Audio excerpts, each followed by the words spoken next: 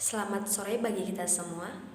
Pada kesempatan kali ini saya akan menyampaikan hasil laporan bacaan saya dari tulisan jurnal yang berbentuk PDF yang dituliskan oleh Nicholas Kurniawan yang berjudul Studi Kritis Terhadap Power Encounter.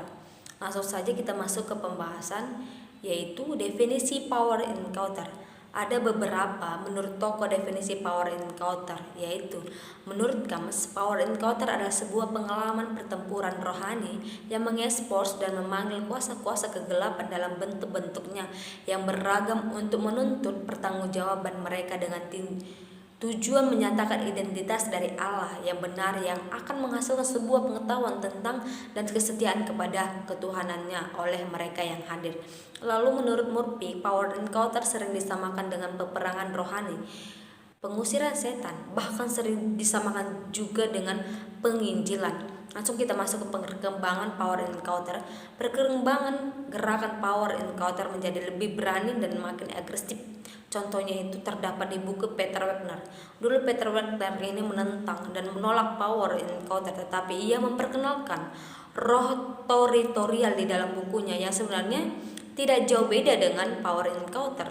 Lalu kita masuk ke tinjauan Alkitab terhadap power encounter. Ada beberapa Alkitab yang dianggap sebagai power encounter sehingga dianggap sebagai dasar ontologis menurut power pelakunya untuk tetap mempraktikkan bahkan melestarikan gerakan power encounter, yaitu peristiwa Elia di Gunung Karmel terdapat di 1 Raja-Raja 18 ayat 20 sampai 46. Menurut Kamus, peristiwa di Gunung Karmel adalah suatu bukti adanya peristiwa power encounter pada zaman Perjanjian Lama antara umat Tuhan dengan pengikut iblis. Dalam peristiwa ini telah konfrontasi menuntut pertanggungjawaban dan mengekspos kuasa Baal sehingga mereka dikalahkan oleh serangan kuat dari Nabi Elia yang agresif dan ofensif. Lalu tula-tula di Mesir terdapat di Keluaran 6 ayat 27. Pada praktisi power encounter menganggap peristiwa tula di Mesir terjadi itu secara sistematik menyerang suatu demi satu dewa yang dimiliki oleh Mesir. Setiap ungkapan dan peristiwa tula pertama sampai ke 10 yaitu selalu diawali dengan kalimat berfirmanlah Tuhan kepada Musa. Lalu Gideon menghancurkan mesbah Baal dan membangun mesbah bagi Tuhan.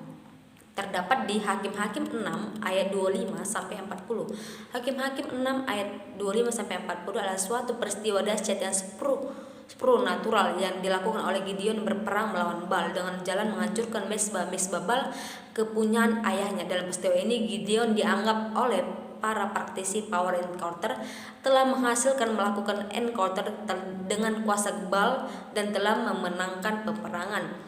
Lalu Yesus mengusir setan terdapat di Matius 12 ayat 22 sampai 32. Menurut power encounter, peristiwa Yesus mengusir setan merupakan pertempuran dan dua kerajaan, dan setan digambarkan seperti orang yang kuat ataupun yang diikat, dan Yesus seperti seorang yang lebih kuat sehingga mampu mengikat atau pengikatan.